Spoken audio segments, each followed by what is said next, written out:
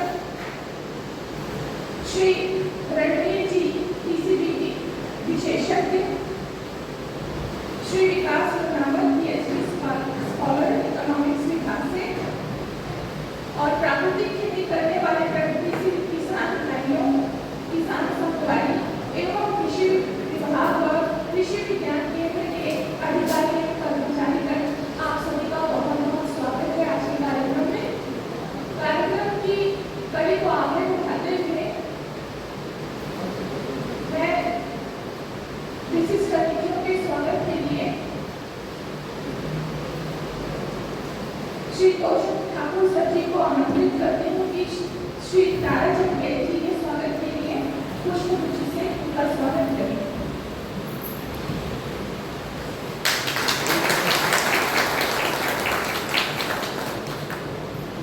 Doctor Gajendra Chandrakar sir के स्वागत के लिए मैं श्री टोकन सिंह टेकाम सर को आमंत्रित करती हूँ कि सर का स्वागत पुष्पगुच्छ से करें।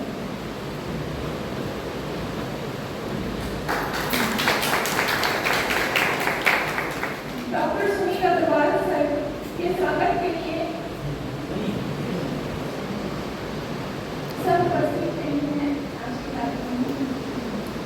श्री कौशल ठाकुर सर के स्वागत के लिए मैं डॉक्टर गुलाब को आमंत्रित करती हूँ कि सर का स्वागत पुष्पगुच्छ से करें।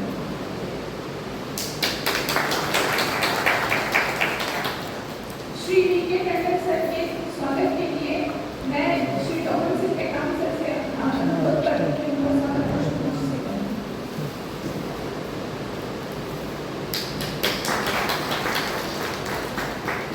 श्री रविकांत साहू जी के स्वागत के लिए मैं डॉक्टर जितेंद्र जोशी सर को आमंत्रित करती हूँ, उनका स्वागत पुष्पगुच्छ से करें।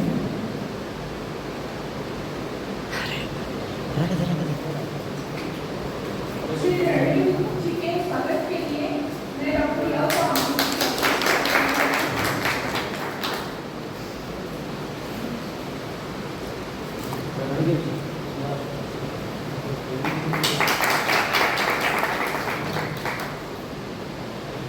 कार्यक्रम की कड़ी को आगे बढ़ाते हुए आज के एक दिवसीय कार्यशाला में मैं श्री कौशल ठाकुर सर को आमंत्रित करूंगी कि आज के कार्यक्रम की रूपरेखा के बारे में वे मार्गदर्शन दें।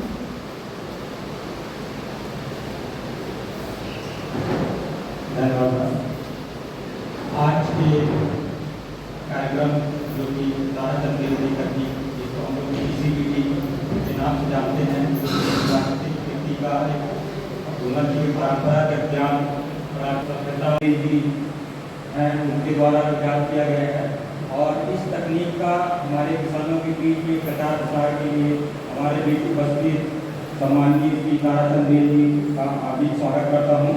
साथ ही हमारे बीच हमारे इंदिरा गांधी कृषि विश्वविद्यालय के कीट विज्ञान विभाग के principal scientist doctor Virendra Chandrakar sir, Shri Ravikant Sahu ji, Shri Ranveer ji जो कि पीसीबीटी प्रशिक्षण में विशेषज्ञ हैं, साथ ही श्री वी.के. टंडन जी वरिष्ठ कृषि विकास अधिकारी बेमेतरा से हैं, और हमारे बेमेतरा जिला के विभिन्न विकास खंड से आए हुए जो प्रगतिशील प्राकृतिक खेती करने वाले, जैविक खेती करने वाले हमारे किसान भाई हैं, किसान संगवारी हैं और अन्य प्रगतिशील किसान लोग यहाँ उपस्थित हैं, और कृषि विज्ञान केंद्र और कृषि विभाग के अधिकारी कर्मचारीगण, आप सभी का हार्दिक स्वागत है।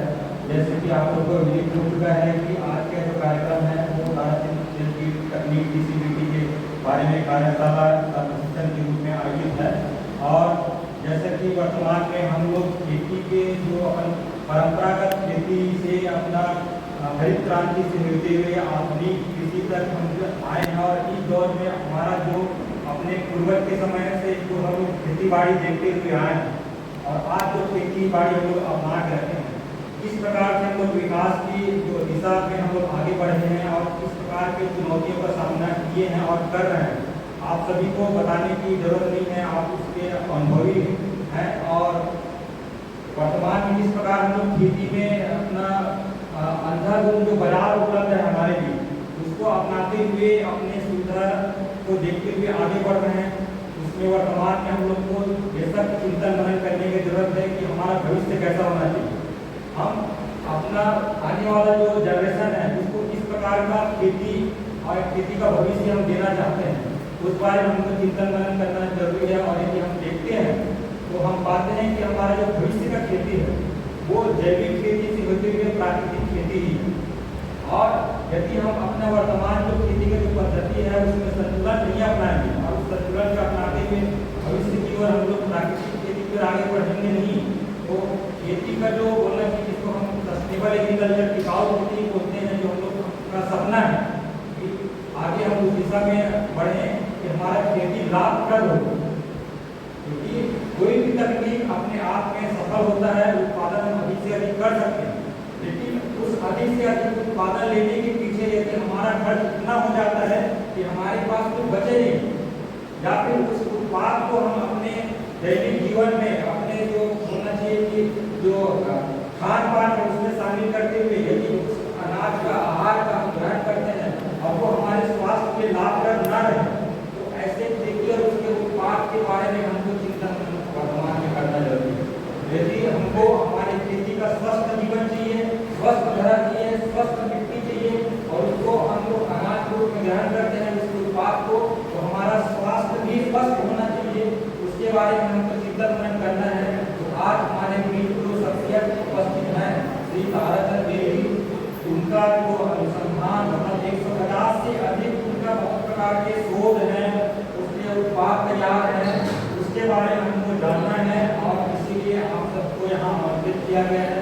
और मैं आप सभी से निवेदन करूँगा इस प्रकार अवसर आप लोग के बीच में चर्चा करेंगे, उसके बारे में आप लोग बड़ा ध्यान से सुनेंगे और आपको जो भी जिज्ञासा है उसके बारे में आप लोग हमारे विशेषज्ञों से प्रश्न पूछते हुए अपनी जिज्ञासा शांत करेंगे, ताकि एक सामूहिक प्रयास से अपने कृषि को, अपने मिट्टी को टिकाऊ खेती बनाने के लिए एक सामूहिक प्रयास कर सके। इसी कड़ी में मैं अपने वाणी को विराम देता हूँ, ताकि हम हमारे बीच जो विशेषज्ञ हैं उनको हम सुनना चाहेंगे। आप सभी का बहुत बहुत धन्यवाद। धन्यवाद सर आपके उद्बोधन के लिए। आगे कार्यक्रम की कड़ी को बढ़ाते हुए मैं डॉक्टर कल्याण चित्राकर सर को मंच में आमंत्रित करूंगी कि सर हमारे किसान भाइयों और बहनों का मार्गदर्शन करें।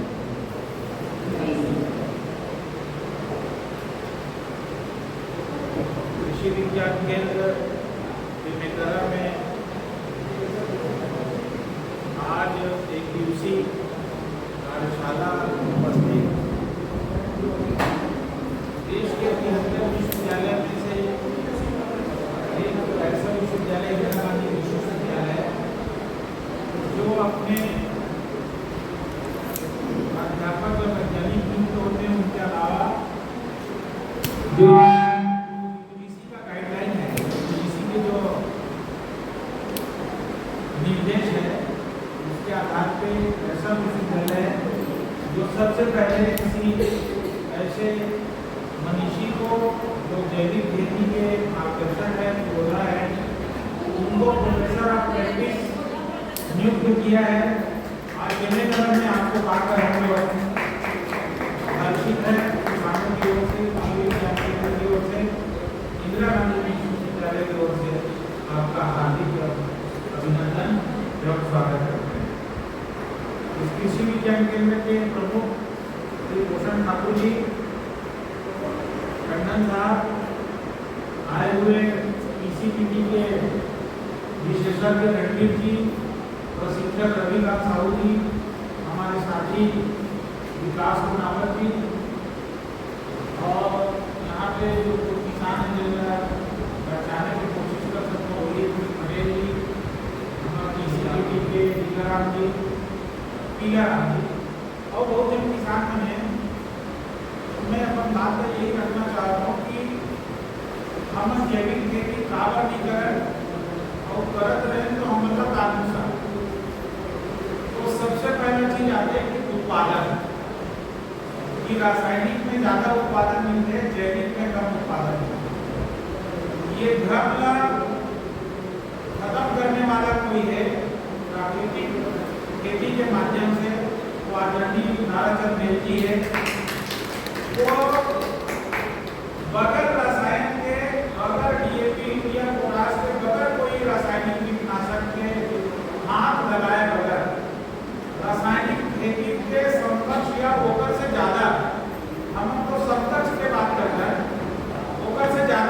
उत्पादन ले आप दो फसल ऐसे जमा विश्व रिकॉर्ड समझ जाओ का नाम है। एक तो है लौकी में एक बेल में या एक नाव में 1000 फल लेते हैं। दूसरा प्राकृतिक खेती से बगैर रसायन के धान के उत्पादन 45 क्विंटल लगभग 45 क्विंटल के आसपास प्रति एकड़ उत्पादन है, जबकि वैज्ञानिक दृष्टि से 6 से 8 टन अधिकतम उत्पादन मानते हैं रासायनिक खेती। उत्पादन के बाद एक बात होते कि हम फसल तैयार कर लेते हैं, पर वो कीड़ा बीमारी आते ओला रोकने पर जैविक विधि से जो कीटनाशक बनाता है वो कीटनाशक में हम वो कीड़ा बीमारी को रोक नहीं पाते। यही बात होते कि नहीं होते? तो आप मैं ये बताना चाहता हूँ कि जैसे कि हम ये शरीर में जैसे पोषण होते हैं मनुष्य के, ये किधर की कमजोर व्यक्ति पहले बीमार होते हैं। तो यदि पौधा में जिंक की कमी है तो फैला रोग होते हैं, आयरन की कमी है तो मबोरा कीड़ा ज्यादा आते हैं, कैल्शियम की कमी है तो रस शोषक कीट ज्यादा आते हैं, सल्फर की कमी है तो फफूंद ज्यादा आते हैं। ये तरीका से प्राकृतिक तरीका से कीट व्याधि जो मानते हैं हम फसल में ओकर कौन सा विधि से रोकथाम कर सकते हैं, ओकर भी जो पद्धति विकसित के है ये टीसीबी की पद्धति कथन ओकर माध्यम से जैविक विधि से प्राकृतिक विधि से बगैर रसायन के ये सब कीड़ा बीमारी भी रोकने के लिए हम मार्गदर्शन दी आदरणीय तारचंद थी। तो हम फसल के उत्पादन रसायन वाला से ज्यादा मिले, कीट व्याधि के रोकथाम के लिए भी हमारा रसायन की जरूरत मत पड़े। हमारे जमीन में जो पंच तत्व है, जो आप जो लोगों की पंच महाभूत जो एक नया पद्धति एक स्वरूप आप दे खेती के लिए बोला भी आज हम सब मार्गदर्शन होकर लिए मैं आपके पुनः ये कृषि विज्ञान केंद्र में स्वागत करते हुए आपका किसान की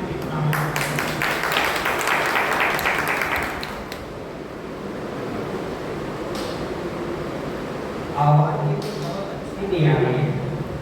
आवाज आ रही है ठीक तरह से? इसी तक आ रही है आवाज?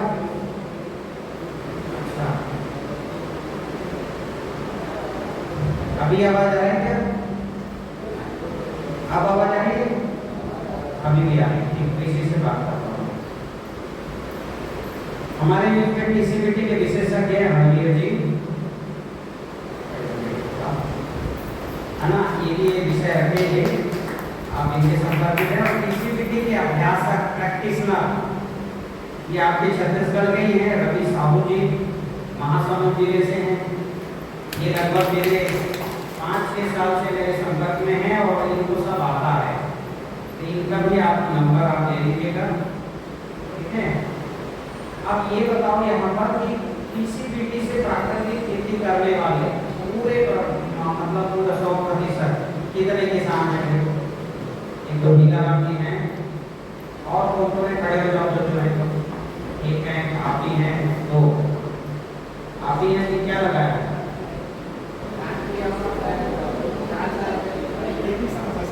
आपके साथ हैं। अच्छा, आप इनके बारे में बताए थे, तो अभी भूमि उपचार कर लिए क्या? अभी नहीं किए? आयरन कैल्शियम मैग्नीशियम डाले हो? वो डाले, ठीक है। तेल की आड़ी खाद किए? अभी कर रहे हो? उस साल किए हो? अभी करोगे, ठीक है।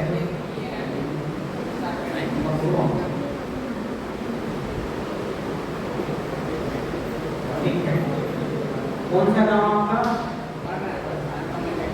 हाँ, क्या नाम है आपका? पूनाराम जी, बहुत बढ़िया, जोरदार लिए तालियां। टीसीबीटी से पहले से ये कर रहे थे कि टीसीबीटी इस साल पकड़े हैं, 1 साल बाद इनका खेत देखना धान का खेत। एक बार जरा क्या है, आप जो परंपरागत जो प्राकृतिक या जैविक खेती है उसमें बहुत विसंगति है, तो ये विसंगति इनके खेत में भी होगा पक्का। मेरी टेक्निक में खरपतवार आते ही नहीं, धान की खेती में भी नहीं आते, बीमारी नहीं आती, ठीक है। पीला राम जी है, ये जो है इन्होंने इनका खेत में जाके देखा भी, इन्होंने लगाया मक्का,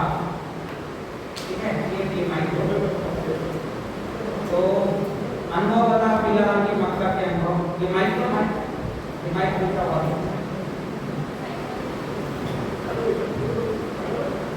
बोलो भारत माता की जय। जय जवान जय जवान जय किसान। मेरा नाम सीताराम मोहन है। नाम वपोष महाराणा का है। विकास संस्थान जैसी खान बंद पूजा अभी किसी के तहत मेरे शुभकामना मौका देने में समय लगा था।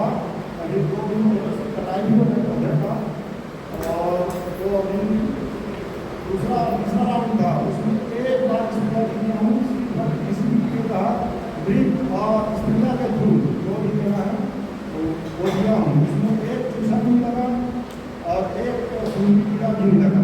बिना लिखने का सिर्फ कानून का पूर्ण समर्थन। इनकी आवाज समझ में आ रही है सबको? और नहीं आ रही बिना राम की आवाज नहीं आ रही, उसमें बैठ के बोलो। ये वाले माइक में आ जाओ।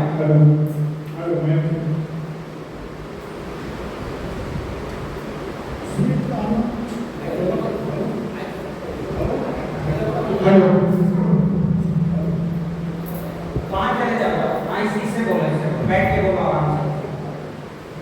आवाज अच्छा निकालो, बढ़िया। हाँ अभी इसी सीजन में सूर्यग्रहण का 3 किस्म में लगाया था। 2 दिन पहले फसल की कटाई हो चुकी है। सर जी 11 जुलाई को हमारे यहाँ गए थे पूरे टीम के साथ। तो उस समय सभी फसल था सूर्यग्रहण का। और अभी 2 राउंड जो सूर्यग्रहण आता है वो बिना स्तर की सफलता पूरा खेती की जो इनका मैं बताता हूँ, इनका मक्का हरा कच्चा है बिना यूरिया डाले, बिना यूरिया की है, बिना यूरिया डाले हरे कच्च और बिना डीएपी डाले मक्का जो है 8 फुट का है। मैं देख के आया हूँ। अब अगर मक्का में यूरिया ना डालो तो बढ़ता है क्या? हरा रहता है, पीला पड़ता है। और डीएपी नहीं डालो तो बढ़ता नहीं। बढ़िया मक्का आया है। और मक्का की साइज के साथ पीला रंग ये बताओ। उसके बाद भी बहुत अच्छा है। जो अभी शुरुआत है, भूमि उपचार शायद अभी नहीं हुआ है। अभी भूमि उपचार हो जाएगा ना तो ये तो नाचेंगे खेत में। इतना जबरदस्त प्रोडक्ट बिना भूमि उपचार के इनका खेत देखने लायक है। एक बार ये तेल की हरी खाद कर रहे 5-6 किलो तेल को बोके जमीन में गड़ा दें। इनके यहाँ गया था तो एक बात इन्होंने बताई, इनके वायरस से, मोजेक वायरस से इनका भटा ही बोलते हो ना, आप क्या बोलते हो, भटा के पत्ते छोटे छोटे हो गए थे, बैठ गए थे। इनका बेटा तो बिल्कुल बोल रहा था निकाल ही दो। आया बेटा तुम्हारे पास? नहीं, निकाल दो। पर इन्होंने कहा चलो एक बार टीसीपीटी कर लेते हैं। तो मैं गया था तो कितने दिन पहले दवा डाले थे? 1 महीना 1 महीने पहले पूरा पत्ता नया पत्ता निकल के हरा कच्च हो गया, फूल आ गए थे बराबर। तोड़ाई शुरू हो गई, एक तोड़ाई कर लिए। तो जो फसल निकालने वाले थे मतलब वायरस आ जाए तो रिवर्स हो सकता है क्या वो भट्टा? एक बार वायरस समझते हो ना, पत्ते सिकुड़ते जाए, चिपकबरे हो जाए। कितने लोग वायरस जानते हैं? हाथों उठाओ जरा देखते हैं वायरस। अब वायरस से रासायनिक खेती में वायरस से मैंने इलाज किया, मेरा ठीक हो गया। ऐसे कितने किसान हैं मैंने वायरस आया और रासायनिक दवा डाली तो ठीक हो गया? हाथ उठाओ, ऐसे कोई किसान है? जो खाना पड़ता है वो उखाड़ना पड़ता है, ठीक होता ही नहीं। पर अभी वो भटा है कि उखाड़ दिया? वो भी लगाना इसलिए। हाँ, तो इन्होंने वो भटा भी ठीक हुआ। मेरे बहुत से किसान हैं, उसके एक्सपर्ट हैं हमारे रणवीर जी। इन्होंने मिर्च में जो कुकरवा आता है ना, लीफ कर्ल वायरस बोलते हैं, ठीक किया है कई किसानों का। पपीते का भी ठीक किया है। तो प्राकृतिक खेती में ये भी लाभ है। बिना यूरिया डाले पत्ता हरा कच्च, मैं नहीं बोल रहा हूँ, टीकाराम जी ने बोला, जाके देखो कैसे हरा कच्च। बिना डीएपी डाले इनका मक्का 8 फुट का, 8 फुट का मक्का। क्या जरूरत है जब 8 फुट मक्का बढ़ रहा है तो डीएपी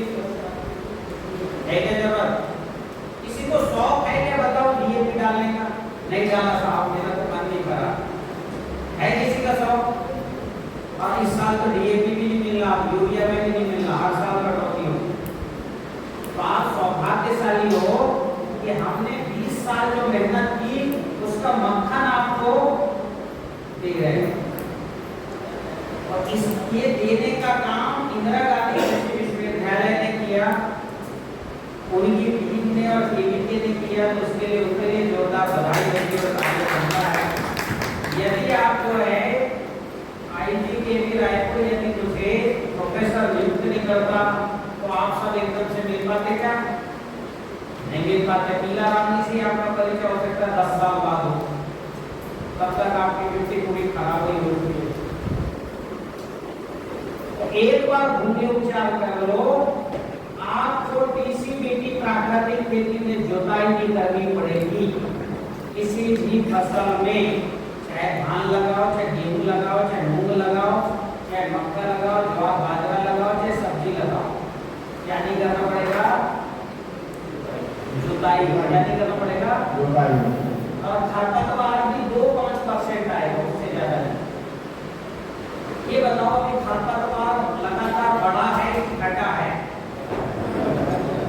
बढ़ा कि घटा? मतलब हम कुछ ना कुछ गड़बड़ कर रहे हैं। खरपतवार नाशक डालने के बाद भी खरपतवार लगातार, अरे तो कीट बीमारी बढ़ी कि घटी? बताओ, बीमारी खेती में बढ़ी कि घटी? कोई है जो घटी है बोल रहा हो? वहां पे घट गई साहब, तो यहाँ की बीमारी घट गई कि बढ़ गई? बढ़ गई। तो कोई ना कोई तो गड़बड़ी कर रहे हो कि बीमारी बढ़ी है। अभी मेरे पास 2 एक्सपर्ट आए हैं, ठीक है? डॉक्टर गजेंद्र चंद्राकर जी कीट विशेषज्ञ है, और हमारे जो है विकास लूनावत जी, ये भी जो है एग्रीकल्चर से MSc गोल्ड मेडलिस्ट हैं। और ये दोनों जानते हैं, दोनों कीटनाशक मतलब कीट मारने के एक्सपर्ट है साहब, विशेषज्ञ हैं। ये तो अंदर से कीट डेवलप करने के विशेषज्ञ हैं, बाहर से नहीं मारना। ये तो और आगे चले गए, पौधे के अंदर ही ऐसा जीन डाल दो कि कीट ही ना है। अब ये विज्ञान इतना अंदर घुस गया कि जीन डाल दे रहा है, बिच्छू और बिच्छू, सांप, बिच्छू, केकड़े, चूहे, इसका जीन ही डाल दे रहे हैं निकाल के। इसके अंदर बीटी ब्रिंजल का नाम सुने हो किसी ने? कोई जानता है बीटी ब्रिंजल? बीटी कॉटन जानते हो? बेसिलस थोरेंसिस एक कीट है, उसका डाला गया। अब ऐसे जो है बिच्छू का, केकड़े का, सांप का, मछली का, मेंढक का, आलू में मेंढक का जीन डाल दिया गया, तो आलू सड़ेगा ही नहीं, रखे रहो कोने में। मेंढक जैसे मरता नहीं, पूरे धूप में पड़ा रहता है। तो आगे चल के विज्ञान यहाँ तक डेवलप हो गया। अब जो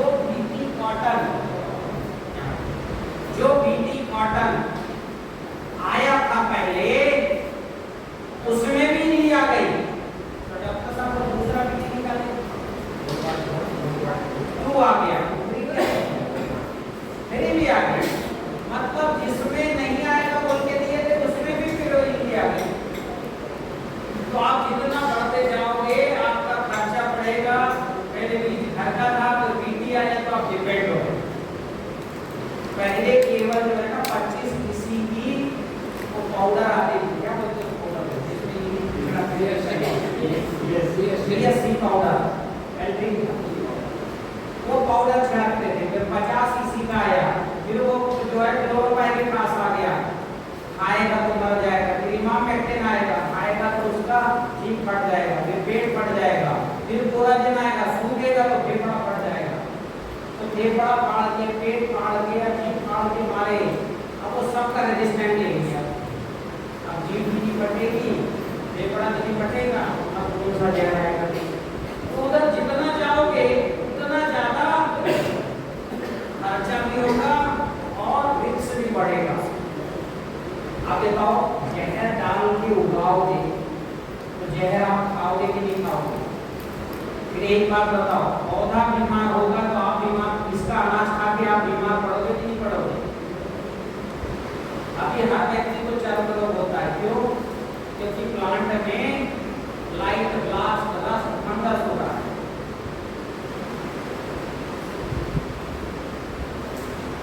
तो उधर जितना जाओगे आप मेरे तरफ आओ, प्राकृतिक खेती क्या बीमारी हो गई नहीं।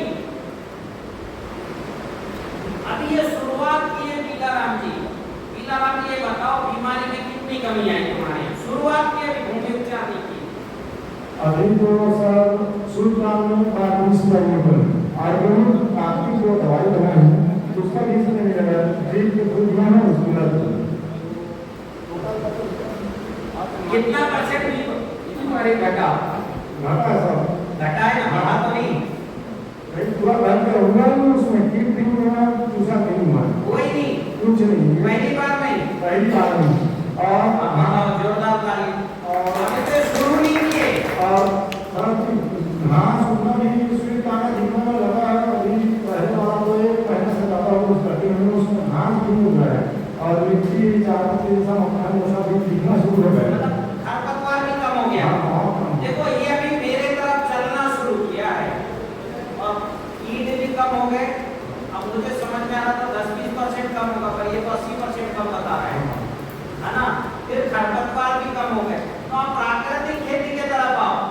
ये बताओ बीमारी और खरपतवार ना आए, आपका झंझट कितना घटेगा? लागत अपनी जगह है, झंझट भी अपनी एक बहुत बड़ी समस्या। हाँ जी ना है? आज गांव का आखिरी आदमी भी बनियान ढूंढता है इसमें करने के लिए, है? हाँ जी ना, सब बनियान ढूंढ रहे हैं कि नहीं? बनियान भी बनियान ढूंढ रहा है। बनियान समझ को क्या बोलते हैं? बनियान बोलते हैं। हाँ इतनी कल सुना था इसलिए सब तो बनियान के बनियान ढूंढ रहा है। ये है झंझट, लागत झंझट की सब कमाने लग गए। गाँव में हर आदमी कहीं ना कहीं सरपंच बन गया है। सरपंच बन गया मतलब कुछ कमाई शुरू हो गई है। तो गांव में कमाई सबके पास है। अब देखिए झंझट कैसे डालें, बार बार खरपतवारनाशक, बार बार कीटनाशक, इससे मुक्त कर देगा। लागत कम हो जाएगी। पर भूमि उपचार करो, मिट्टी मर गई, अब मरी मिट्टी और जिंदी मिट्टी अपनी ट्रेनिंग से तो है ना। मेरे यहाँ एक पहले आप वो भी ला के रखो, खेत की मिट्टी ले आओ और जंगल की मिट्टी लाना। पेड़ की जंगल की मिट्टी इतना बड़ा ढेला इसमें डालो, 25-30 बूंद हवा निकलेगी। और खेत की मिट्टी इस गिलास में डालो पानी भर के, हवा नहीं निकलेगी। एक आध दो बूंद निकल गई, क्योंकि जो क्रैक होगा ना निकालते समय उससे निकलेगी, मिट्टी से निकलेगी। मिट्टी का ढेला निकालते समय जो क्रैक होगा ना उससे निकलेगी। और खेत की मिट्टी डालोगे ना तो खुल जाएगा। और पेड़ के नीचे की मिट्टी डालोगे जहाँ जुताई निकाई गुड़ाई नहीं हुई और जहाँ खरपतवारनाशक नहीं डाला, नहीं खुलेगी। अब ये बताओ मिट्टी खुलना हमारे लिए अच्छा है कि बुरा है? खुल गया मतलब जो फर्टिलाइजर वो अंदर शिफ्ट हो गए, समझ रहे हो? लीच हो गए, उसको लीच बोलना, अंदर चला गया। मेरी बात समझ रहे हो कि नहीं समझ रहे हो? अब खुल जाएगा तो बह जाएगा, मतलब मिट्टी खुलेगी तो बहेगा भी अपना खाद दूसरे खेत में, या लीच हो जाएगा, जमीन में ही रहेगा। और नहीं खुलेगी तो जमीन में। अब जो है मिट्टी नहीं खुली पर हवा उससे निकली, तो हवा निकलेगी तो जड़ अंदर जाएगा कि नहीं जाएगा? हवा क्या है? प्राण है। हवा है तो मित्र जीवाणु है, हवा नहीं है तो शत्रु जीवाणु फंगस। मेरी बात समझ में आ रही है? उधर के 4-5 लोग उठे यहाँ पास में फटाफट कुर्सियों में बैठ गए। आजा जरा पीछे से, इधर पीछे आओ। देखो क्या आवाज सुन रही हो? मुझे दिखाई नहीं दे रहे हो आप। उठो उठो जरा 4-5 लोग पीछे से बोलो। इधर मेरे पास आके बैठो, इधर पीछे बैठो, दूसरी लाइन में।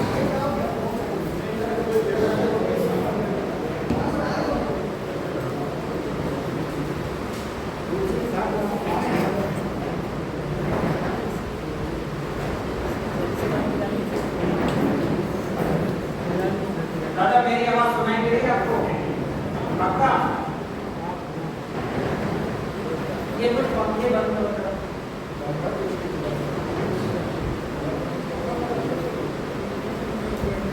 इनको जानते हुए बंद कर ली तो आप प्रोटेक्टर बंद कर दोगे।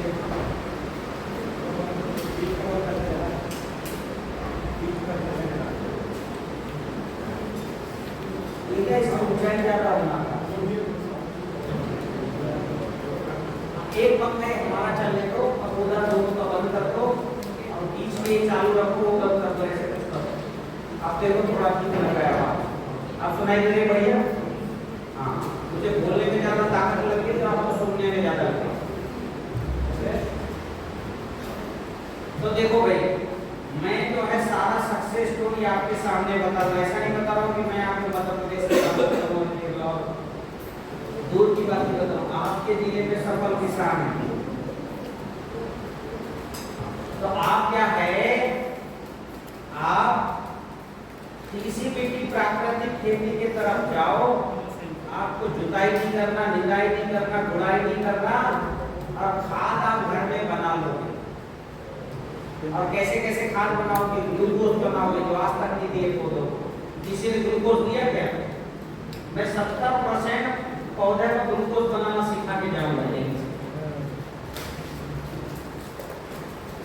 ग्लूकोज पहला फर्टिलाइजर है कि नहीं है? आप बीमार होते तो दवा खाते हो कि ग्लूकोज खाते हो? खाते नहीं, लगाते हो उसे। हाँ जी ना। तो जिसने ड्रिप लगा लिया खेत में, उसका पौधा तो फर्स्ट ईयर ही चल पड़ेगा, जैसे टीकाराम ने चला। मैं ग्लूकोज बनवा दूंगा, मैं बहुत बढ़िया फंगीसाइड बनवा दूंगा, मैं यूरिया बनवा दूंगा आपके यहाँ 7 दिन में। कितने दिन में यूरिया बन जाएगा? और इमरजेंसी है तो 2-3 दिन में यूज करो।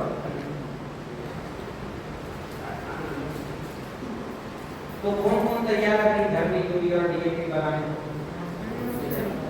सब तैयार है, माना कोई नहीं कर रहा है। अच्छा चलो अब शुरू करते हैं, ठीक है? देखो खेती की जो है ना, खेती की बड़ी समस्या है, वो मैं बता देता हूँ कि यूरिया डीएपी बताता हूँ। खेती की बड़ी समस्या मिट्टी में हवा का नहीं होना, हाँ कि ना? अगर हवा होगी तो फंगस अपने आप कम हो जाएगा और मित्र जीवाणु बढ़ जाएंगे। हवा बढ़ता है कार्बन से, मिट्टी में कार्बन। आप सबके खेतों में कार्बन 0.3 है और 25 साल पहले 1% था, 50 साल पहले 2% कार्बन था। कार्बन मिट्टी की आत्मा है, जैसे हमारे शरीर की आत्मा है ना, मस्तिष्क के अंदर आत्मा निकल गया तो नाम से नहीं पुकारेंगे, फिर उठाओ मिट्टी उठाओ ले जाओ।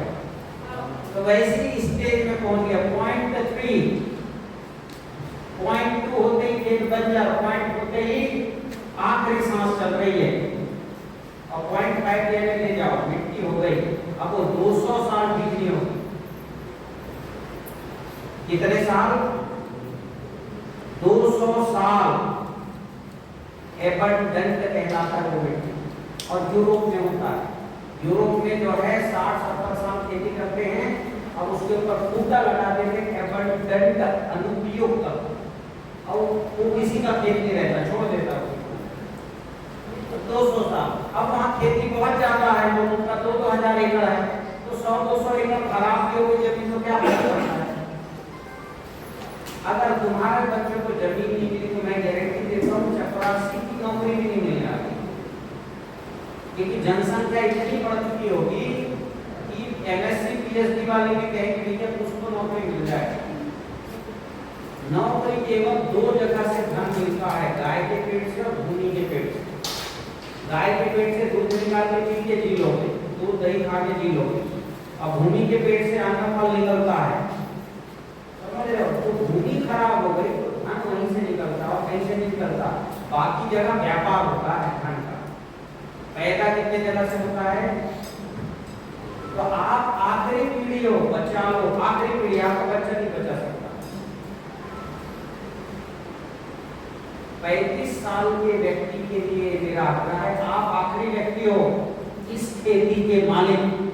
आपका बच्चा वो खेती का मालिक रहेगा ही नहीं, छोड़ देगा, वो ले लो किसको लेना। जब कुछ पैदा ही नहीं होगा तो बच्चा उसका कहेगा मेरी खेत कहेगा यार। और अगर खेत सही रहेगा तो पानी खराब हो जाएगा। आज पंजाब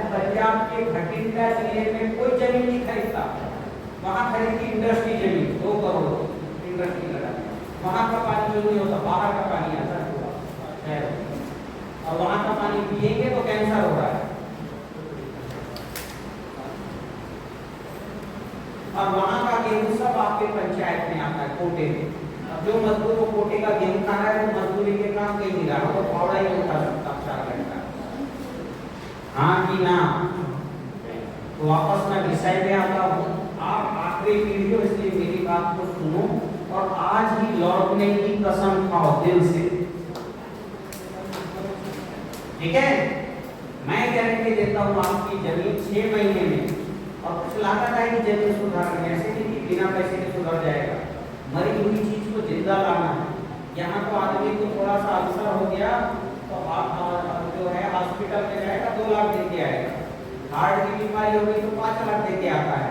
मैं केवल 15-20 हजार के खर्चे की बात कर रहा हूँ, आपकी मिट्टी को जिंदा करना।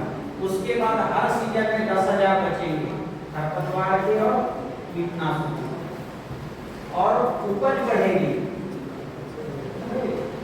ठीक है? तो हम वापस आते हैं विषय में कि आपको क्या करना है। आपको मिट्टी को जिंदा करना है तो वो कार्बन बढ़ाना। कार्बन बढ़ाने का, कार्बन बढ़ गया तो हवा बढ़ गया।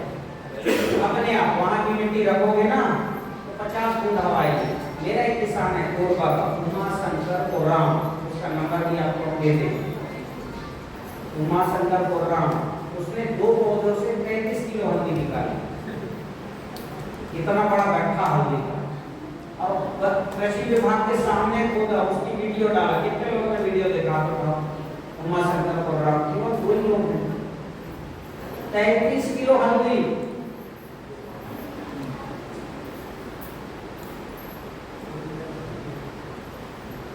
इसी छत्तीसगढ़ का किसान। 10 किलो अदरक निकाला एक किसान ने नेपाल में, हरिबहादुर का कार्यक्रम। कितना किलो? 10 अदरक निकाला 10 किलो। 22 किलो टमाटर एक बार एक साथ फला देखा मैंने पंजाब में। 22 जो है 4 महीने शिमला मिर्च में 22 फल लगे थे पंजाब में। बासमती धान निकला 35 क्विंटल, निकला की बात कर रहा हूं, कितना क्विंटल? और 56 क्विंटल निकला, 56 क्विंटल निकला मोटा धान। आराम से आपने 40 क्विंटल मोटा धान निकलवा दूंगा, बता रहा हूं टेक्निक, ठीक है? ये सब निकलेगा।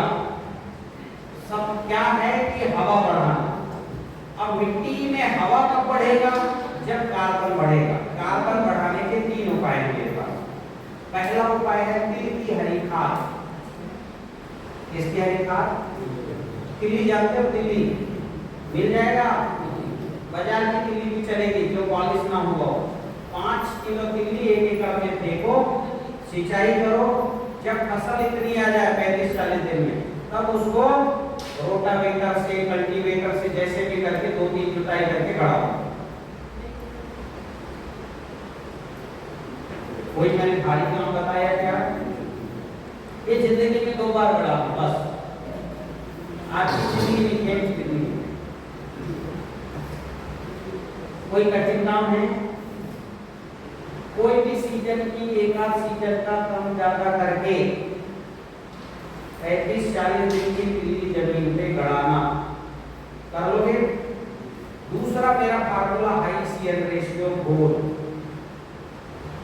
ये हाई-सीएन रेशियो घोल लगाओ जरा प्रोजेक्टर में, 2-3 आगे पीछे होगा, देख लेते। हाई-सीएन रेशियो घोल। अपन पेन ड्राइव में वीडियो भी रख लेते हैं, ठीक है? हाई-सीएन रेशियो है, हाई-सीएन रेशियो घोल। दिखेगा कि आपके पास ये पर्चा आया है क्या? किसी के पास आया फार्मूला वाला पर्चा?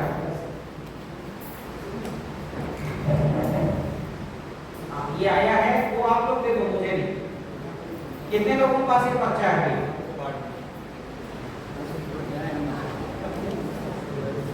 अच्छा, एक ही आया है। ये मेरी किताब है, अभी कुछ लोग उनको दे रहे हैं, बाकी पीडीएफ दे देंगे। अलग अलग नहीं करो, एक ही नहीं, वो एक ही है, अलग अलग नहीं करो उसको, एक में ही है, एक में। अभी बाकी लोगों का आ रहा है। ये हाइसियन रेशियो घोल जो है, इसमें क्या है, इसमें ये गोबर के घोल से बनता है ना। 100 लीटर में 30 किलो गोबर है, 200 लीटर में 50-60 किलो डाल देना। ये गोबर क्या होता है, बिल्कुल मक्खन हो जाता है 21 दिन में। इसमें जंगल जीवाणु उसको खा के मक्खन कर देगा। जैसे हम दही बनाने के लिए थोड़ा सा दही डालते हैं ना दूध में, ऐसी गोबर खाने वाला बैक्टीरिया है जंगल जीवाणु, ये उस गोबर को मक्खन कर देगा।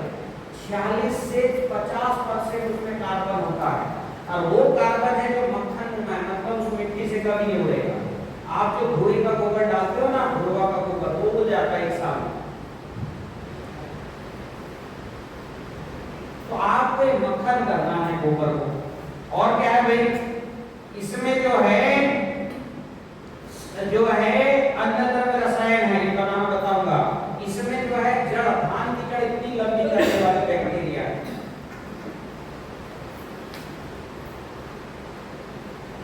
ठीक है, और क्या है, फिर इसमें अन्नद्रव्य जैव रसायन है, ये पत्ती चौड़ी करने वाला, ये जो पत्ती है ना एकदम से चौड़ी हो जाएगी।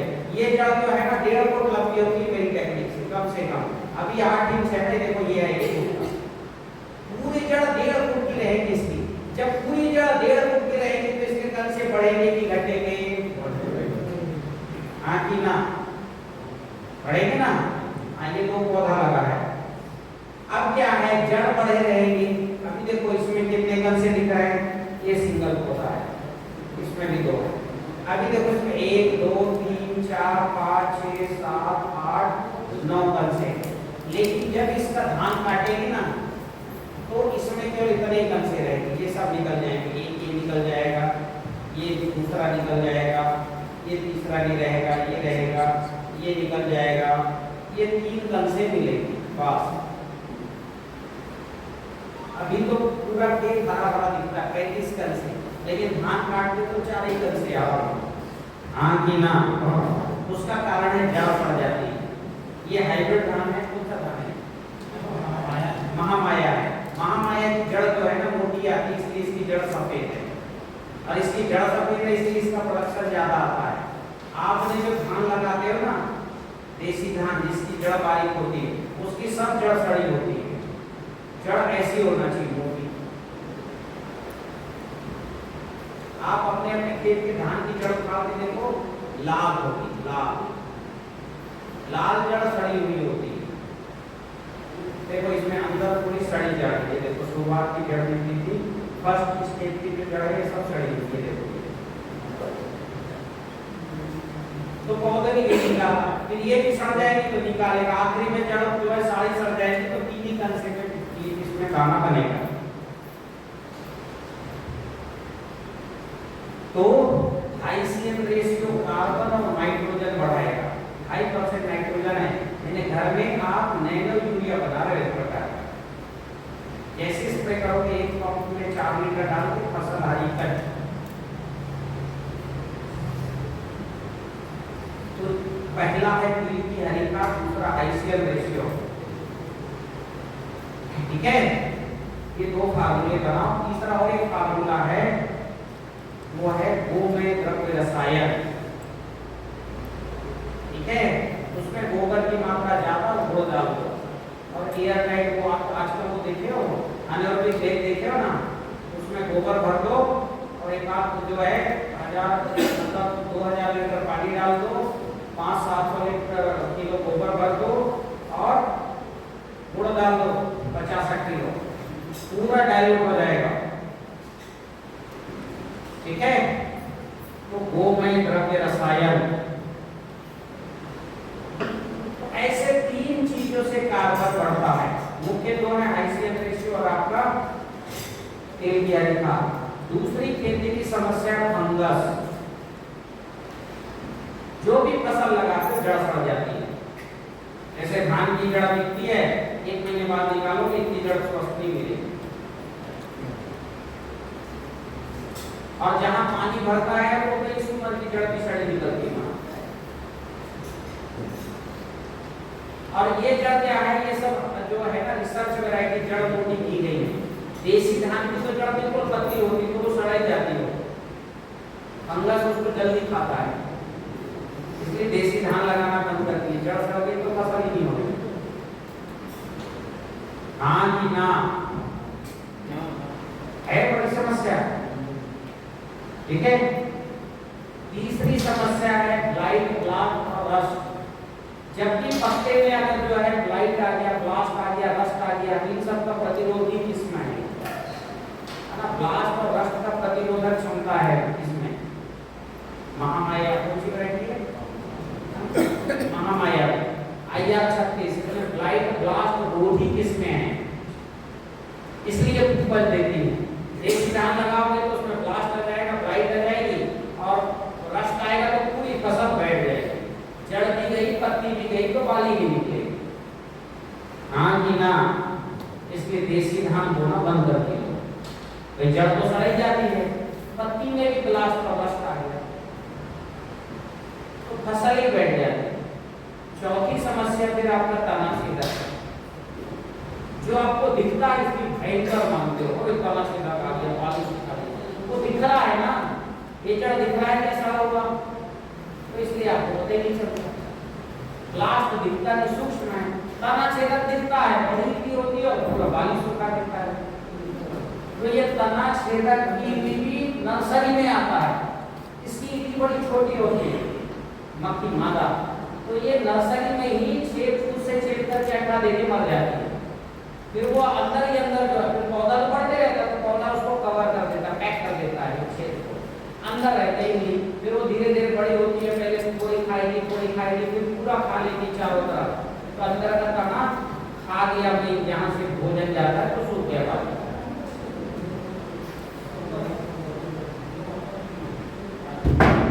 हाँ कि ना? सूखता है कि सूखता है? तो आप, मैं गारंटी देता हूँ तना छेदक आएगा ही नहीं। मेरा खेत का वीडियो दिखाऊंगा, मेरे YouTube में देखे ना, धान उत्पादन दारासिंह ऊर्जा देखा आपने? 13 एकड़ में एक तना छेदक की बाली मिली थी। 13 एकड़ की बात कर रहा हूँ। 48 कुंटल पर एकड़ धान आया, हार्वेस्टिंग करके सीधे मंडी में ले जाके जो बदला निकला ही नहीं, एक दाना में बदला। तो तना छेदक भी नहीं है, तो कहां से शुरू करेंगे? सबसे पहले मिट्टी में दुर्गंध है। दुर्गंध जो है ये आपकी बीमारी की जड़ है, सोरसा की तरह। जब तक दुर्गंध रहेगा, ये बताओ अच्छे जीवाणु सुगंध में बढ़ते हैं कि दुर्गंध में बढ़ते हैं? आम का अंदर अगर दुर्गंध आ गया तो वो सड़ा है कि पका है? और आम में सुगंध आ रहा है तो पका है। सुगंध आ रहा है, आम बंद करके खाओगे, और दुर्गंध आ रहा है तो न खाओगे, क्या फेंक दोगे? और ज्यादा दुर्गंध तो कीड़े आ जाएंगे। तो दुर्गंध जड़ है बीमारी की। जब तक मिट्टी से दुर्गंध खत्म नहीं होगा, आप कितना ही जहर डालो, किसी तरह का जहर डालो, आप फंगस मारोगे तो बैक्टीरिया आके खा जाएगा, बैक्टीरिया मारोगे तो वायरस आके खा जाएगा।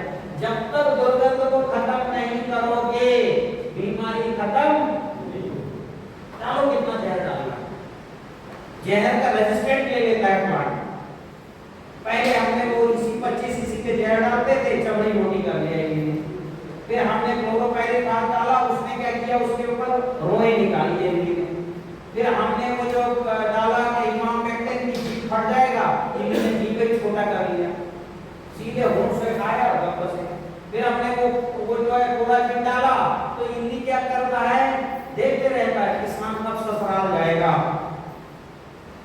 और जैसे ही पता लगा किसान अब खेत नहीं आ रहा है, पक्का है ससुराल चला गया, एक शाम को इमली निकलती है और 4 दिन में खा पी के जमीन में दोनों अपना साइकिल पूरा कर लेती है। किसान ससुराल से लौटता है, तब तक चना गायब। मतलब इतनी चतुर हो गई, इतनी बुद्धि विकसित कर ली हुई। तो अब इल्ली रोकना, पहले फंगस रोकना बताओ, फिर इल्ली रोकना बताऊंगा। कुछ लेना का विषय बदलता है। फंगस, दुर्गंध जो है, चाहे फंगस है, इल्ली है, रसचूसा कीट है, मकड़ी है, और इतना ही नहीं, खरपतवार की जड़ भी दुर्गंध है। कल एक खेत में गया मैं, जो है इन्होंने वो सिखाया है ना मखाना लगाना। एक मखाना के खेत में गया, वहां जलकुंभी था। अब इन्होंने बोला कि डॉक्टर साहब जलकुंभी है, वो वाली जलकुंभी है जो है शहरों के सड़े नाला में होती है। आपने जलकुंभी देखा है? शहरों के सड़े नाले में होती है। तो जो सड़े नाले में हो रही है वो जलकुंभी, वो मखाना के खेत में हो रहा है। और किसान कह रहे खरपतवार ज्यादा हो गया, मैं क्या करूं? अरे वो पानी गंदा हो गया है, पानी अच्छा कर लो तो जलकुंभी उगेगी ना। अब तुम जलकुंभी उखाड़ के कब तक ठीक करोगे भाई? पानी ठीक करो, पानी का दुर्गंध ठीक करो, जलकुंभी उगेगी। इनके खेत में जाओ, एक जलकुंभी, और आपने उखाड़ा है जलकुंभी, आए नहीं तो उखाड़ेगे क्यों? और वो उखाड़ के इसलिए परेशान है कि वहां दुर्गंध है। तो दुर्गंध जो है सब जो है समस्याओं का जड़ है। खत्म करना है कि नहीं करना? हाँ कि ना? तो दुर्गंध और विष दो समस्या है। विष दुर्गंध का नहीं, विष तो विष है, ठीक है? तो जड़, दुर्गंध और विष, ये दोनों खत्म करने के लिए, दोनों खत्म करना का बीमारी खत्म हो। तो विष खत्म करने के लिए भूनिर्विषी भस्म, ये आपको जो है ये हमारे लिए उपलब्ध कराएंगे अपने रवि साहू जी उपलब्ध कराएंगे, भूनिर्विषी, ठीक है? और दुर्गंध और भूनिर्विषी, दुर्गंध भी खत्म होगा उससे। आप जो है धान के खेत में कम 4 किलो फिटकरी डालो, 4 किलो फिटकरी, 1 किलो भूनिर्विषी भस्म, तो विष का प्रभाव भी खत्म हो जाएगा। जितना भी जहर डाला आपने, हमारा टेस्ट है, जितना जहर डाले, इसको आप बना नहीं सकते, नहीं तो बनाना भी सीखा, ये टेक्निकल काम है। 1 किलो भूनिर्विषी भस्म और 4 किलो फिटकरी, लेकिन फिटकरी पूरे बाजार में डुप्लीकेट आ रही है, एक भी रिजल्ट नहीं मिलेगा उसका। बाजार में 80% डुप्लीकेट फिटकरी है। ओरिजिनल फिटकरी की पहचान होती है तो ये करेंगे, रणवीर जी करेंगे। ओरिजिनल फिटकरी अलग पहले नाइलो लेके चलते थे, और इसके लाल फिटकरी यूज करो, वो लगभग 99% वो सही है। सफेद फिटकरी डुप्लीकेट है।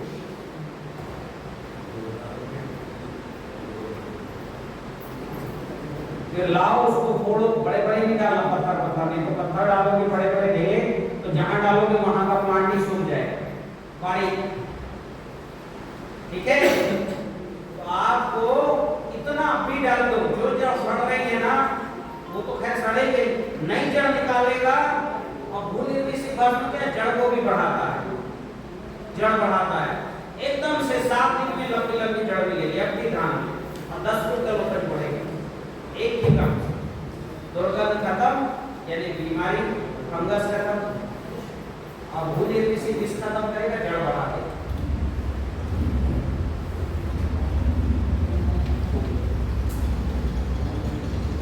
मेरी बात क्लियर हुई?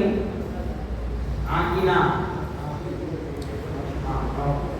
अब अगला काम है तनाछेदक, सब तरह की इल्ली रोकना है। तो इल्ली की दवा ऐसा भैया, जिस पौधे के ऊपर आयरन होता है, जिस पौधे में आयरन होता है, लोहा, वहां इल्ली अंडे नहीं देती, क्योंकि लोहे को इल्ली पचा नहीं सकती।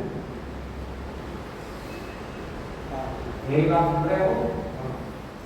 इस प्रकृति में मनुष्य छोड़ के हर जीव पहले सूंघता है फिर खाता है, अंडे देता है। अगर कोई भी इल्ली की मादा, चाहे तनाछेदक हो या दूसरे के लिए हो, अगर उस पौधे में दुर्गंध आएगा उसको लोहा का, तो वो अंडे नहीं देगी। उसको पता है जब मैं नहीं खा सकती इसको, तो बच्चे देगी क्या वहां? तो अगर आपके प्लांट में आयरन है, लोहा है, तो तनाछेदक की मादा वहां इल्ली नहीं देगी। तो इल्ली नहीं देगी तो तनाछेदक से दूसरी समस्या ये आएगी। तीसरी, अगर पौधे के अंदर आयरन पर्याप्त है तो इसका कलसा मोटा बनेगा कि नहीं बनेगा? हाँ कि ना? मोटा बनेगा कि नहीं बनेगा? और आयरन होगा तो बदरा आएगा क्या? लोहा। जैसे आपके शरीर में आयरन घट गया तो आपका शरीर बेकार हो जाता है ना। हीमोग्लोबिन में आयरन नहीं है तो हम जो है बेड रेस्ट हो जाते हैं। आयरन का बड़ा रोल है। तो एक तो आयरन है तो 5 कुंटल उपज बढ़ा दिया और 800-1000 रुपए का वो जो तना छेदक के डाल के जहर वो डालने की जरूरत नहीं, उसका भी पैसा बचा। दोहरा फायदा हुआ कि नहीं हुआ? तो ऐसे ही कैल्शियम का रोल भी ऐसा ही है। हमारा शरीर हड्डियों से बना है, हड्डियों से बना। हड्डी किससे बना? कैल्शियम से। समझ रहे हो? आप सब कैल्शियम नहीं खा रहे हो। अभी मुझे कल बता रहे थे डॉक्टर साहब कि यहाँ जो वो हैं क्या बोलते हैं राइस मिल, वो राइस मिल 100 किलो में 2 किलो कृत्रिम चावल मिला है। चावल को पीस के और उसमें जिंक, आयरन, कैल्शियम डाल के और फिर जो है मशीन से चावल बना के और मिला दे रहे हैं। वो कितनी फैक्ट्री का कसम अब आप सोचो कृत्रिम चावल खाओगे क्योंकि सरकार मजबूर हो गई। आपके चावल में आयरन, कैल्शियम नहीं, जिंक नहीं, पूरे भारत में जिंक घट गया, आयरन घट गया, कैल्शियम कम हो गया, मैग्नीशियम घट गया। तो आप नहीं खा रहे हो तो आप कमजोर हो रहे हो, बीमार हो रहे हो, आपकी हड्डी भी खोखली हो गई। तो सरकार अब चावल हर कोई खाता, चावल बंद नहीं कर सकता। अब चावल में लोहा, तांबा, जिंक डाल के और आपको खिलाया जाए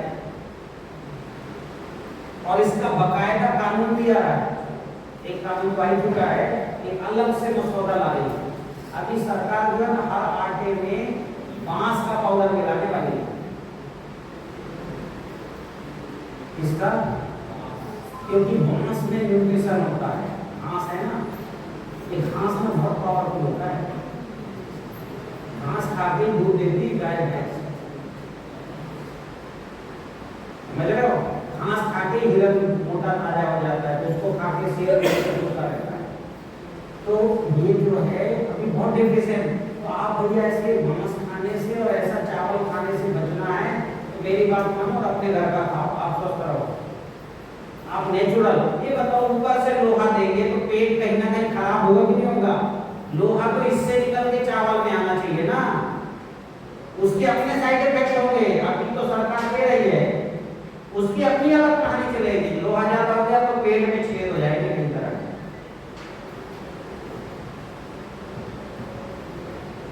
तो वापस आता हूं, आप आयरन पूर्ति करो। अब आयरन बाजार में मिलता है, सल्फेट फॉर्म में मिलता है, ferrous sulphate, calcium sulphate, magnesium sulphate, zinc sulphate. ये जितने सल्फेट फॉर्म का है उसको घर ले आओ और गर्म तवे में रखना तो सड़े नाली की बदबू आएगी। और मैंने बोला बदबू, दुर्गंध बीमारी की जननी है। तो तुम न्यूट्रिशन देने के चक्कर में बीमारी ला रहे हो बाजार से खरीद के, और वो भी 70 रुपए किलो में खरीद के, और वो भी 15%, 12%, 35% फेरस वाला, आयरन वाला है। एक तो बीमारी ला रहे हो, दूसरा है सल्फेट फॉर्म का। तो सल्फेट क्या होता है? सल्फर होता है पटाखे में, सल्फर मिट्टी को जलाता है। अगर प्लांट ने 15-20 दिन के अंदर वो फेरस सल्फेट से आयरन नहीं उठाया तो वो कॉम्पैक्ट कर देगा मिट्टी को, कड़ाई कर देगा। तो पैसा भी गया, बीमारी बढ़ी। आपको मैं 50% वाला आयरन ऑक्साइड दिलवा दूंगा, इसकी खदानें भारत में सागर में, समझ रहे हो? थोक में बुलाओगे तो 25-26 रुपए का मिल जाएगा। 50, 60, 65% लोहा है। और ये लोहा मिट्टी को मुलायम जहां डालोगे ना वहां की मिट्टी अपने आप पैर अपने अंदर घुस जाएगा। ये मिट्टी को तोड़ने वाले तो लोहा का पार्टिकल अगर गिरेगा मिट्टी में तो मिट्टी टूटेगा कि नहीं टूटेगा? ब्रेक होगा। 25 रुपए किलो, 30 रुपए आपके यहाँ में तक 25-30 रुपए में पड़ जाएगा। 50-60% का डाल दो 50 किलो 100 किलो 2 कुंटल डालना है 1 साल या 2 साल, उसके बाद गंगा नाली फिर जिंदगी में कभी नहीं डालना। जैसे आपके फूल में 13 ग्राम लोहा हो गया, उसके बाद दोबारा लोहा शुद्ध होता है क्या? नहीं, तो चलते रहेगा। मेरी बात समझ में आई? ऐसे लोहा की पूर्ति करो, कैल्शियम मैग्नीशियम की पूर्ति करो, जिंक की पूर्ति करो, इसका नाम दिया भूमि उपचार, जिसमें आपका थोड़ा खर्चा होगा पर जिंदगी में एक बार।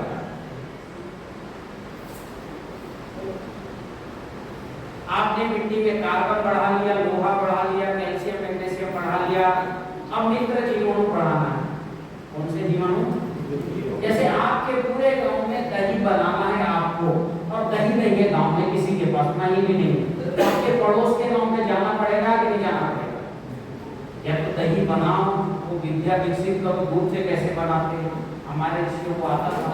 नहीं है तो पड़ोस के गांव जाना पड़ेगा। तो मैं आपको जीवाणु बनाना सिखा दूंगा, पर छोटा सा लैब चाहिए उसके लिए, कम से कम 70-75 हजार का लैब चाहिए, छोटा सा, जिसमें बैक्टीरिया आइसोलेट करते हैं, फिर उसको जो है पोटैटो फीड, ये कुछ नहीं, आलू का डेक्सट्रोज देके और उसको ग्रो करते हैं, है ना, ज्वार बाजरा का डेक्सट्रोज, फ्रुक्टोज और ग्लूकोज देके ग्रो करते हैं, ये सिस्टम। बस उसको बढ़ाने का मसाला, यानी पानी डालो थोड़ा सा, इतना 200 लीटर पानी में 200 ग्राम, थोड़ा सा गुड़, 1 मुट्ठी, 1-8 किलो आलू डालो, ग्रो हो जाएगा बढ़िया। ज्वार बाजरे का आटा डाल दो 100-200 ग्राम, ज्यादा नहीं डालना, 100-200 ग्राम, बढ़िया ग्रो हो जाएगा। डालते रहो उसको, 2 साल डालो, आगे पीछे जैसे वैसे डालो। फिर देखो आपकी मिट्टी में जंगल के सारे जीवाणु आपकी मिट्टी में आए। मिट्टी खा के मक्खन, बिल्कुल जो डालता है उसकी मिट्टी 2 साल में मक्खन हो जाती है। अब समय लगता है, बैक्टीरिया है, अपना नौकर तो है ही नहीं कि रोज दिन रात खाएगा, उसको जब जरूरत है तब खाएगा, धीरे धीरे कॉलोनी बढ़ाएगा। तो मिट्टी में कार्बन बढ़ाओ, मिट्टी में दुर्गंध खत्म करो, मिट्टी में आयरन कैल्शियम मैग्नीशियम बढ़ाओ, ठीक है। हाँ, अब मिट्टी में ऊर्जा बढ़ाओ, एनर्जी। अगली बार आप लोग ताकत बढ़ाने की कला सिखाऊंगा, वो भी मेरी अद्भुत मतलब चमत्कारिक रिजल्ट है, ऊर्जा बढ़ाने का, ताकत। जैसे शरीर खड़ा है, ताकत कितना है भाई कि आप 25 किलो उठा सकते हो, पर मैं इस शरीर में इतनी ताकत भर दूं कि 1 कुंटल का बोरा आसानी से उठा के चल पड़ो। ये शरीर ज्यादा काम का है कि नहीं? ताकत फटाफट बढ़ता है। उसके लिए फिर अगली बार बताऊंगा कि इतना काम करके रखो, शरीर स्वस्थ रहोगे तब ताकत काम की। शरीर ही स्वस्थ नहीं करोगे और ताकत दोगे करोगे, रिजल्ट नहीं था। अब इनका शरीर जो है जर्जर है, गैस हो गया, साइटिका हो गया, कमर उठा नहीं सक रहा है, घुटने में हाथ नाप रहे हैं, और मैं ताकत दे दूं, क्या काम की ताकत नहीं? शरीर स्वस्थ करो फिर ताकत दो, और जिस दिन ताकत दूंगा उसको दिन 45-50 कुंटल से नीचे धान नहीं आएगा। धान की पाली आती है जबरदस्त, 2-2 पाली आती है, एक कन से एक पाली तो आपने देखा, मेरे देखने में 2 पाली आती है, 3 पाली भी आया है किसान का, वीडियो है देख लेना। कितनी आज है 14 अगस्त 2026 और अभी मैं हूँ कृषि विज्ञान केंद्र बेमेतरा में।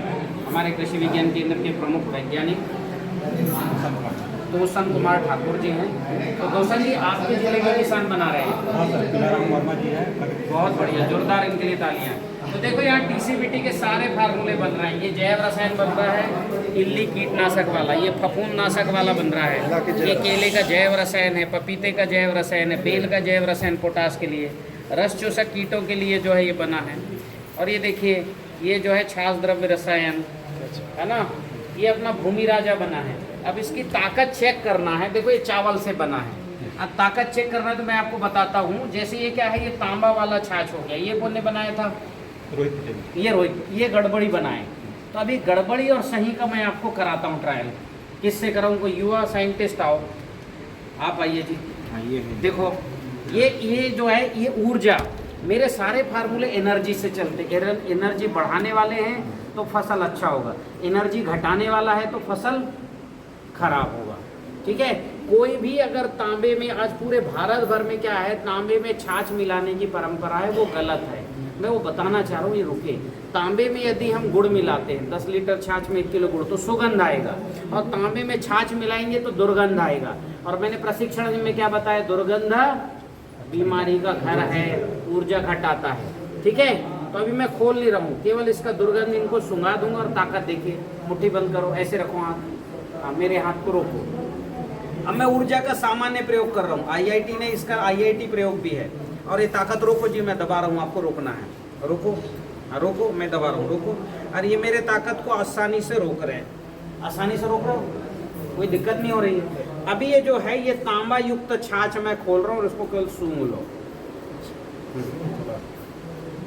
लंबी सांस ले। अरे हो गया, इतने में इतनी काम हो बहुत गया, है, उनका लंबी में तो और ज्यादा चेहरा है। बता रहा है। रोको मेरी ताकत को, रोको। और इनकी ताकत ये खत्म हो गई, बची नहीं कुछ, हाँ कि ना जी? हाँ। लो लो, रोको रोको, बची ताकत खत्म, खत्म हो गया। अब ये मेरा कोई भी जैव रसायन उठा लो, कोई भी जैव रसायन, ये जो है ये जैव रसायन बेल का है। देखिए इसका सुगंध बताइए कैसा है, अच्छे से लीजिए, है सुगंध? तो अभी वो दुर्गंध सूंघे तो ताकत घट गई, और सुगंध सूंघेंगे तो ये देखो, मुट्ठी बंद करो, रोको उसी ताकत से, और ये जितनी ताकत इनके पास पहले थी आ गई, हाँ कि ना? अब ये दुर्गंध को क्या है, हाथ में रख लो थोड़ा सा, ये वाली जो है ना, एक उंगली से यहाँ ऐसे कर लो, इस हाथ से, हाँ ऐसे कर लो, ये उंगली में टच कर लिए, सूंघे नहीं, क्या किए? टच किए। फिर देखो, मुट्ठी बंद करो और इनकी ताकत फिर से खत्म, हाँ कि ना? आप तो साइंटिस्ट अनगौर है। अब ये देखिए भूमि राजा, ये भूमि राजा क्या है? ये चावल को मटके में गड़ाए, और गड़ाए हैं जमीन में, फिर उसमें बनाए। इसमें सुगंध आ रहा है कि दुर्गंध? देखो, इसमें भी सुगंध है, हल्का सा। हाँ हल्का। अब इसको एक लेके उसमें हाथ में रखो, हाथ में लो, एक उंगली में करके। अब देखिए उसी वाले उंगली में, हाथ नहीं धुला है, केवल ये माइकोराइजा वाला, ये अन्न जो है अन्य द्रव्य रसायन। मुट्ठी बंद करो, रोको मेरे ताकत को, उसी क्रम से रोको, हाँ रोको, उसी क्रम से आप जो है मेरे ताकत को, पहले की अपेक्षा एनर्जी अप हुई, ताकत है। तो ये जो है, ये जितने भी है, इसमें दुर्गंध आ रहा है मतलब खराब है, आप भी सूंघ सकते हो। और इनमें से कोई भी में सूंघ लो, पपी, ये जैव रसायन, बढ़िया सुगंध, जैसे पी सकते हैं। देखिए सर, है सुगंध? तो सुगंधिम पुष्टि वरदानम, ये कहा गया। पपीते का भी देखो, ये देखो इसकी सुगंध, सुगंध है, खराब नहीं है। तीखी आप वो रहती ये कर रहे है, हो, तीखी रहती है, तीखी है इसलिए। ओके, दुर्गंध- चलिए ठीक है, चलिए तो बढ़िया। केवी के बेमे तरह के लिए जोरदार तालियां सर। और आप जो है बढ़िया जिले में करा रहे हैं, बढ़िया बढ़िया, बहुत बहुत धन्यवाद। चल हो गया। प्राकृतिक खेती सुखी किसान, प्राकृतिक खेती सुखी किसान, जैविक जीवन सबका कल्याण, जैविक जीवन सबका कल्याण, जैविक जीवन सबका कल्याण। जय जवान जय किसान।